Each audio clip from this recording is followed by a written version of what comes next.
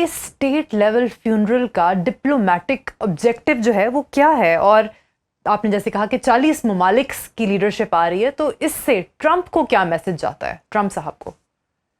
नहीं ना, देखिए देखिए, ये बात मैं पहले भी आपकी खिदमत में अर्ज कर चुका हूँ और एक बार फिर इसको मैं रिपीट कर देता हूँ दूसरी फॉर्म के अंदर। हम्म।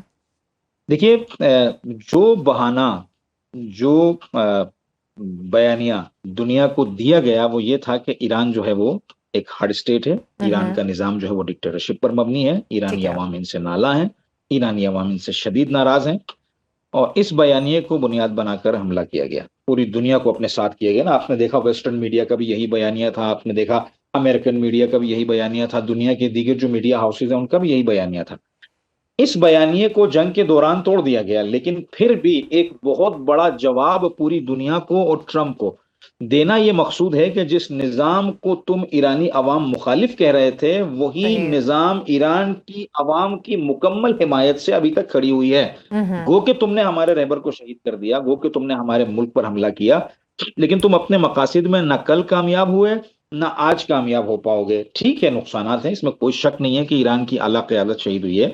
बहुत सारी तब्दीलियां जो आला क़यादत के जरिए आ सकती थी, यकीनन उनकी रफ्तार स्लो हो जाएगी जब तक ये नई क़यादत तजर्बे के साथ ऊपर नहीं आएगी। और ठीक है। बहुत सारे शिफ्ट भी आएंगे, लेकिन निज़ाम बाकी रहेगा, सिस्टम बाकी रहेगा। ठीक है। सिस्टम चलेगा, ईरान की सरजमीन उनके हाथ में रहेगी। और जो अमेरिका जो ख्वाब लेकर आया था कि ईरान के टुकड़े करके और सही। इसराइल को इस खित्ते का बादशाह बनाना, ईरान के तेल पर कब्जा करना, चीन से बार्गेन करना, ये सारे ख्वाब टूट गए। बिल्कुल ठीक है। सब बात करते हैं सोमालीलैंड की, जो कि सोमालिया से अलग हुआ है। इसराइल पहला मुल्क था जिसने उसको रिकग्नाइज किया, सोमालीलैंड को। और रिसेंटली सोमालीलैंड और इसराइल ने एक मुआहदा साइन किया है। और एनालिस्ट का ये कहना है कि उसकी रीज़न ये है कि इसराइल जो है वो गल्फ ऑफ एडन यानी कि रेड सी में अपना कंट्रोल जो है वो कायम करना चाहता है, टू काउंटर ईरानी इन्फ्लुएंस जो कि हाउदीज का है। ईरान इस मूव को कैसे जी काउंटर करेगा?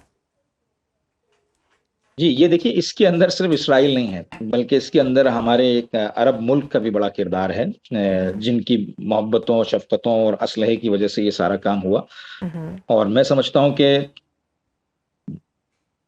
ये सारा काम इसी वजह से हो रहा है कि इन चीजों को काउंटर करके ईरान को दबाया जाए और रेड सी पर अपना होल्ड किया जाए। लेकिन ये हो नहीं सकता है। उसकी बुनियादी वजह यह है कि हौथीज ने अपना होल्ड इतना मजबूत कर लिया है और अपनी लड़ने की सलाहियतों को इतना बढ़ा लिया है कि ये तमाम जो कोशिशें हो रही हैं, इनका जवाब देने की ईरान को जरूरत नहीं है। हौथीज के अंदर ये सलाहियत है कि वो उनका जवाब दे सकते हैं। तो ये तो बुनियादी सी बात है कि उनकी कोशिश ये है कि हौथीज को काउंटर किया जाए। ठीक है। लेकिन हौथी मुकाबले की सलाहियत रखती है, वो नताइज जो वो चाह रहे हैं फुल फ्लैश, वो कभी भी हासिल नहीं।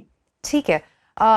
यूनाइटेड स्टेट्स सेंट्रल कमांड ने 12 ममालिक का मिलिट्री लीडरशिप का इजलास किया है बहरीन में, स्ट्रेट ऑफ हॉर्मूज में कॉमर्स के फ्लो को स्मूथ बनाने के लिए। ईरान के बगैर इस मीटिंग का क्या ऑब्जेक्टिव है? देखिए, ये पहले भी मीटिंग्स हो चुकी थी। हम्म। पहले भी ये करारदाद अपने हुर्मुज के हवाले से अक़वाम मुत्तहिदा के अंदर पेश हो चुकी थी। इनमें कोई कामयाबी इनको हासिल नहीं हुई। रशिया ने, चाइना ने इसको वीटो भी किया और अब भी यही सिलसिला है, यही कोशिश है कि किसी तरह से मिलकर आबना हुर्मुज पर कोई सिलसिला कायम किया जाए। मैं कई बार कह चुका हूं, रशिया के प्रेसिडेंट ने यह बयान भी दिया था कि हम हैरत में हैं कि हम समझते थे ईरान 7 दिन से ज्यादा आबना हुर्मुज को कंट्रोल नहीं कर सकता है। ठीक है। 4 महीने से ऊपर होगा ईरान के हाथ में। तो जब तक ये आबना हुर्मुज ईरान के हाथ में रहेगी, इनका होल्ड रहेगा, मिलिटरीली ये कामयाब नहीं होंगे। बातचीत के जरिए ही इसको हल करना। ठीक है। इनडायरेक्ट मुज़ाकरात भी हुए हैं कल कतर में, तो क्या आपके ख्याल में बोन ऑफ कंटेंशन है इस टाइम? देखिए, जो अमाउंट ईरान की फंसी हुई है, जो मुंजमद असासे ईरान के फंसे हम्म। हुए हैं, उनको तोड़ने की कोशिश की जा रही है और तोड़कर ईरान मुत्तकिल करने की कोशिश की जा रही है। और मेरी अच्छा। रिपोर्ट के मुताबिक जो ईरानी मीडिया पर चल रहा है, $3 बिलियन के जो असासे हैं, उनकी ईरान मुख्तलिफ जो अशिया ज़रूरियात हैं वो खरीद सकता है। अभी तक ये चीज़ इस करारदाद के अंदर मंजूर हुई है। ठीक है।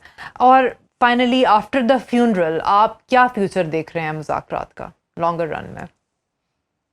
देखिए, मैं अभी तक 50-50 हूँ, क्योंकि अमेरिका अच्छा। की आदत रही है कि वो मुज़ाकरात की आड़ में नीचे से पैर काटता रहा है। तो ये आदत अभी तब्दील तो नहीं हुई है। लेकिन हम्म। कुछ मजबूरियां ऐसी हैं अमेरिका की कि जिनको लेकर वो इस जंग को प्रोलॉन्ग नहीं कर सकता है। तो इस हवाले से थोड़ा सा इत्मीनान भी है।